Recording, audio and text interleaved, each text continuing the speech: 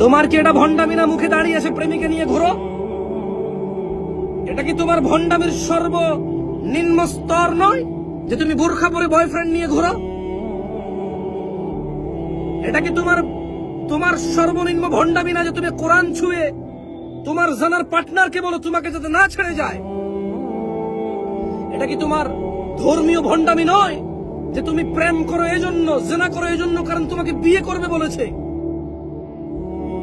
এটা কি তোমার ভণ্ডামি নয় তুমি জামশেদ মজুমদারকে প্রশ্ন করো যে ও আমাকে বিয়ে করবে বলে এক জায়গায় নিয়ে গেছে, ওর সাথে আমার সব হয়ে গেছে, এখনো আমাকে বিয়ে করতেছে না, ওর কি গুনাহ হবে আমাকে ছাড়লে? তোমার নিজের গুনার চিন্তা নাই বোন? এটা কি তোমার ভণ্ডামির সর্বনিম্ন স্তর নয়? এটা কি তোমার ভীমরতির সর্বনিম্ন স্তর নয়?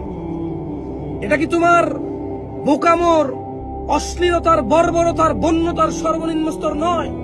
আল্লাহ যা হারাম করেছে তুমি সেই কাজে অধিকার খোঁজো।